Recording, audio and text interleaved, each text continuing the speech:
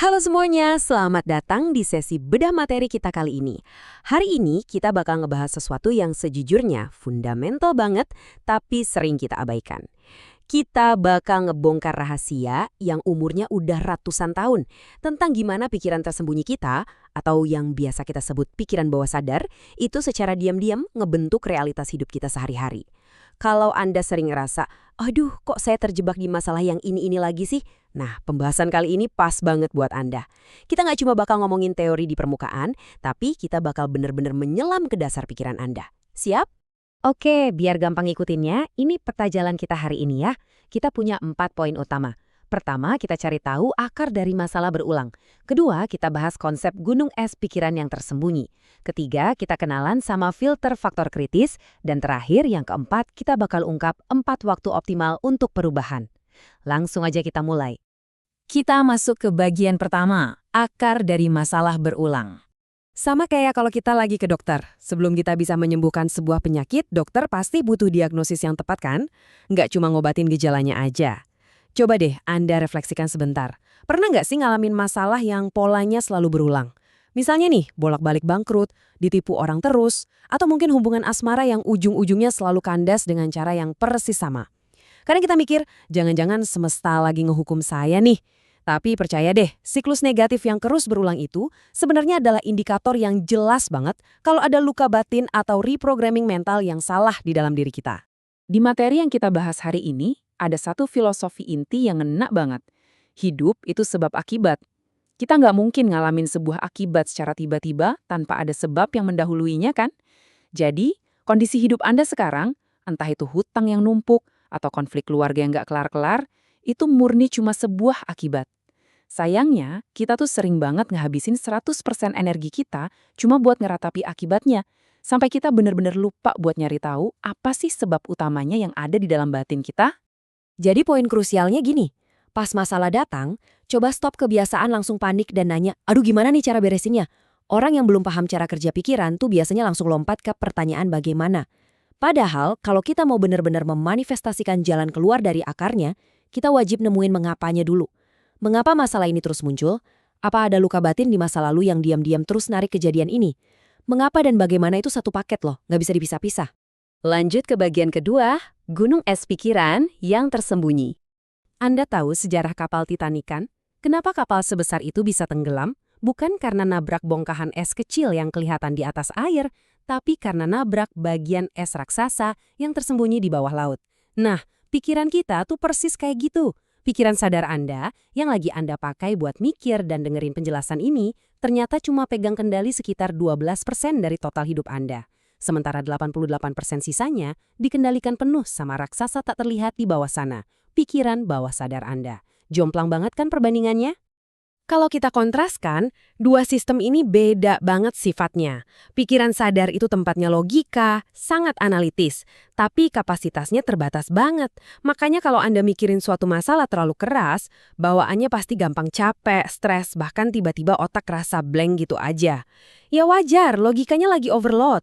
Nah, sebaliknya, pikiran bawah sadar itu nggak punya batasan sama sekali. Dia ini ibarat bank memori seluas samudra, yang kerjanya otomatis ngejalanin program-program yang udah tertanam di situ. Dan hebatnya, dia nggak akan pernah ngerasa capek. Terus, dari mana raksasa bawah sadar ini bisa diprogram? Dia ini terus-terusan nyedot informasi lewat 3 jalur utama. Visual dari apa yang Anda lihat, audio dari apa yang didengar, dan kinestetik dari apa yang Anda rasain. Pikiran bawah sadar tuh mirip spons basah. Dia asal serap dan nggak bisa bedain mana data yang baik dan mana yang buruk.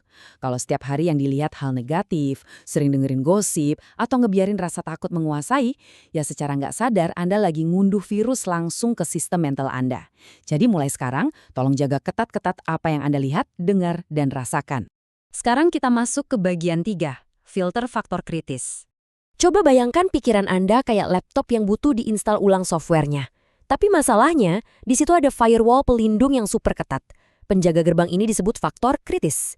Dalam bahasa sains, ini sering dikaitin sama Reticular Activating System atau RAS. Ini tuh semacam perbatasan penjagaan antara pikiran sadar logis dan pikiran bawah sadar Anda. Tugas utamanya, dia itu menganalisa, menyaring, dan dengan tegas bakal menolak semua informasi baru yang berlawanan sama keyakinan lama yang udah nancep kuat di bawah sadar Anda.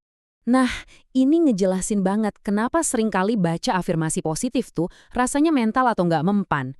Gini, kalau dari kecil bawah sadar kita udah didoktrin dengan program hidup itu susah atau program kekurangan, terus tiba-tiba hari ini Anda coba ngebatin afirmasi, saya kaya dan sukses. Faktor kritis Anda bakal langsung ngeblokir informasi itu. Dia bakal ngasih sinyal penolakan ke logika Anda. Ah, itu nggak masuk akal.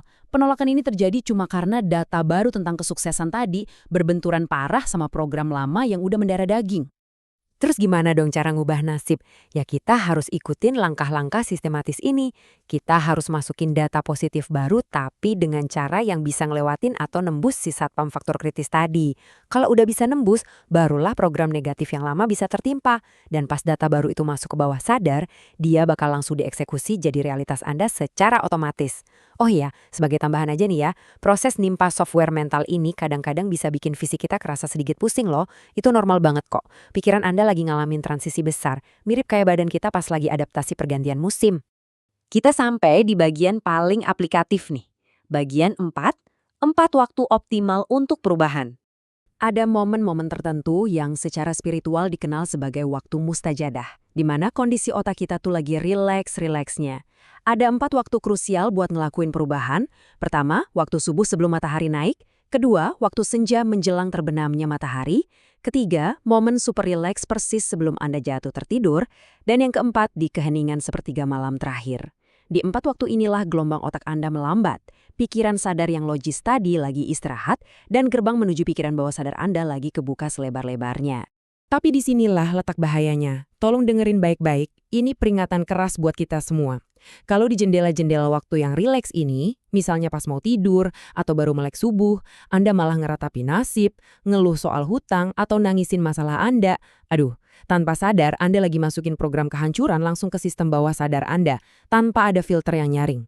Anda secara harfiah lagi ngasih perintah ke pikiran Anda buat nyiptain dan narik lebih banyak masalah yang sama buat besok harinya. Mengerikan banget kan?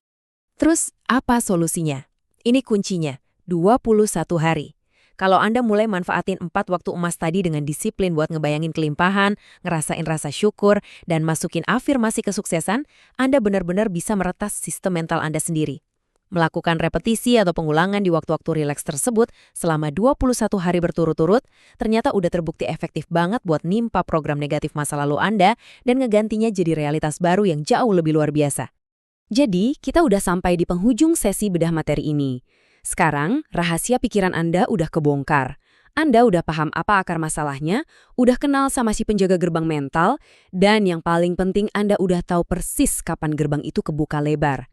Pertanyaan terbesarnya sekarang, apa yang bakal Anda pilih buat dipikirin malam ini, persis di detik-detik saat kepala Anda nyentuh bantal sebelum tertidur? Mulai malam ini, pilihan itu sepenuhnya ada di tangan Anda. Teruslah berproses, dan sampai jumpa di sesi bedah materi kita selanjutnya.